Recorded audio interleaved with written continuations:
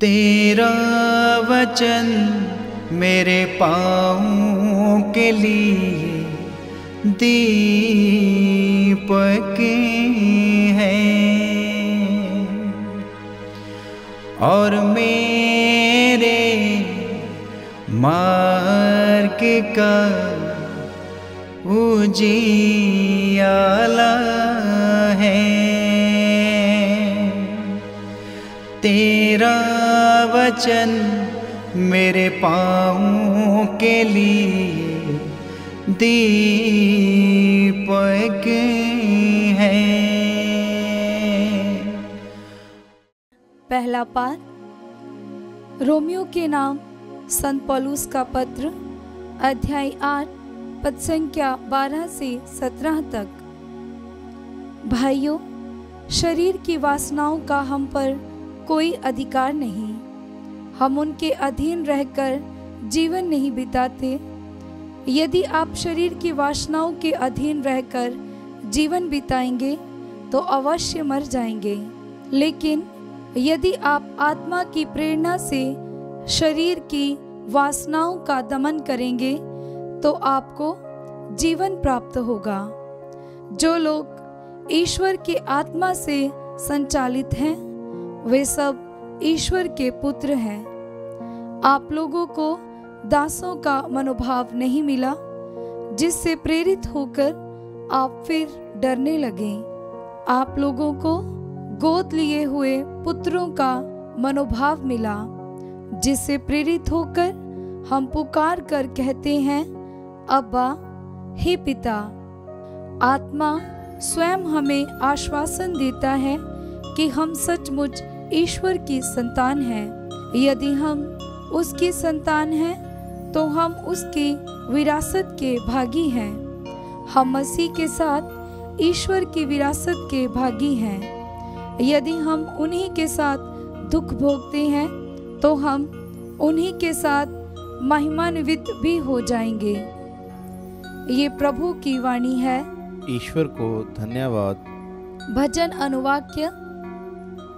हमारा ईश्वर हमारा उद्धार करता रहेगा। हमारा ईश्वर हमारा उद्धार करता रहेगा। जब ईश्वर उठ खड़ा होता है तो उसके शत्रु बिखर जाते हैं और उसके विरोधी उसके सामने से भाग जाते हैं। धर्मी ईश्वर के सामने आनंद मनाते और प्रफुल्लित होकर नृत्य करते हैं। अनुवाक्य। हमारा ईश्वर हमारा उद्धार करता रहेगा। ईश्वर अपने मंदिर में निवास करता है।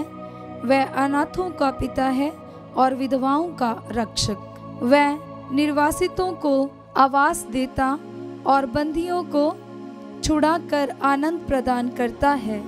अनुवाक्य। हमारा ईश्वर हमारा उद्धार करता रहेगा।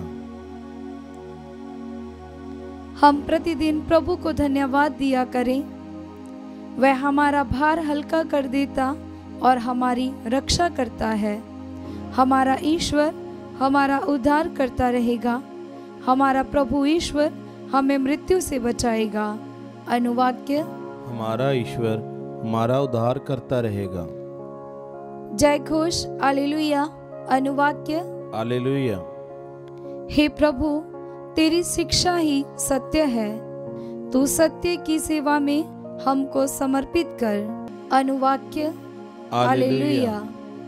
पवित्र सुसमाचार संत लूकस के अनुसार, अध्याय 13 पद संख्या 10 से 17। यीशु विश्राम के दिन किसी सभागृह में शिक्षा दे रहे थे। वहाँ एक स्त्री आई जो अपदूत लग जाने के कारण 18 वर्षों से बीमार थी। वह एकदम झुक गई थी और किसी भी तरह सीधी नहीं हो पाती थी। यीशु ने उसे देखकर अपने पास बुलाया और उससे कहा, नारी, तुम अपने रोग से मुक्त हो गई हो। और उन्होंने उस पर हाथ रख दिए। उसी क्षण वह सीधी हो गई और ईश्वर की स्तुति करने लगी। सभागृह का अधिकारी चिढ़ गया क्योंकि यीशु ने विश्राम के दिन उस स्त्री को चंगा किया था। उसने लोगों से कहा, 6 दिन है जिनमें काम करना उचित है, इसलिए उन्हीं दिनों चंगा होने के लिए आओ, विश्राम के दिन नहीं। परंतु प्रभु ने उसे उत्तर दिया, ए ढोंगियो, क्या तुम में से हर एक विश्राम के दिन अपना बैल या गधा थान से खोलकर पानी पिलाने नहीं ले जाता? शैतान ने इस स्त्री इब्राहिम की इस बेटी को इन 18 वर्षों से बांध रखा था, तो क्या इसे विश्राम के दिन उस बंधन से छुड़ाना उचित नहीं था? यीशु के इन शब्दों से उनके सब विरोधी लज्जित हो गए, पर सारी जनता उनके चमत्कार देखकर आनंदित हो जाती थी। यह प्रभु का पवित्र सुसमाचार है। ख्रिस्त की जय।